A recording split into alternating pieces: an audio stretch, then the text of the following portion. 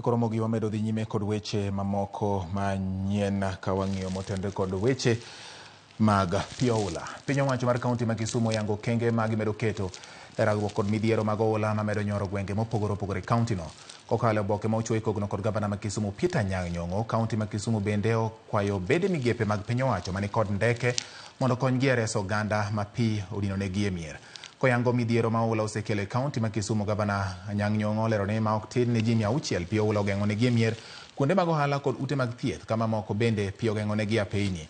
Olero bende ni pong' mar aora Nyando kendo muomo e wi olalo ma Ahero orocho wuoth e kind kaunti ma Kisumu kod gwenge mamoko kama oting'o Nairobi, Kisii, Homa Bay kod Migori e kind gwenge mamoko, ka chenro mag thieth bende orochore e od thieth mar sub-kaunti ma Ahero. Olalo ma Homalime e sub-kaunti ma Muhoroni bende olwar kendo ng'ado tudruok e kind Nyakach kod Muhoroni, ka boma ma Muhoroni bende pi onyoro.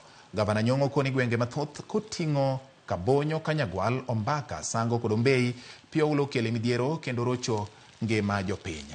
Kaluwore kod midhiero no ma pi oula osekelo, tend kaunti ma Kisumu koni gitiyo machiegni kod piny owacho mamalo e reso jopiny, ka opako jokanyo koting'o Kenya Coast Guard kaachiel kod Kenya Red Cross kuom yuko mapiyo kendo reso oganda e boma ma Ahero.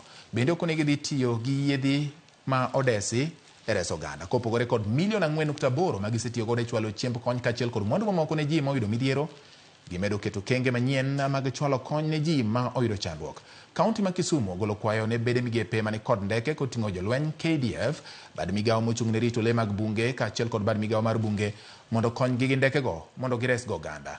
Tend kaunti ma Kisumu yango ni chenro mag thieth osetim e od thieth ma Bunde, kendo gimedo chano mamoko ka gikwayo oganda modak e kuonde ma pi chendoe mondo gidhi kuonde moting'ore gi malo.